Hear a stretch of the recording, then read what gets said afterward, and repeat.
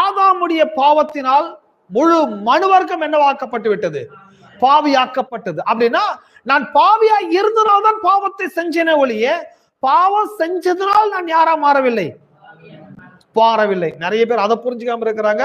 நீ பாவம் செஞ்சுட்டா பாவி ஆயிட்ட. இல்ல இல்ல, பாவம் இருந்தனால்தான் பாவம் செஞ்சிருக்கிறேன்.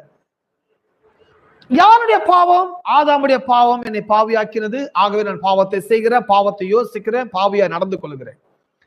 அப்போ ஆதாம் உடைய பாவம் என்னை எப்படி பாவியாக்கி விட்டதோ, இது எப்படி லீகலா நடந்ததோ, அப்படியே ஒருவருடைய ரத்தத்தினாலே, இயேசு கிறிஸ்துனுடைய ஒருவருடைய மரணத்தினாலே, அவர் சிந்தின ரத்தத்தினாலே, அவர் கொடுத்த மீட்பினாலே நான் முற்றுமுடி விடுதலையாக்கப்பட்டது மட்டுமல்ல, நான் முற்றுமுடி நீதிமானாகவும் மாற்றப்பட்டிருக்கிறேன். கிறிஸ்து இயேசுவில் உள்ள மீட்பை கொண்டு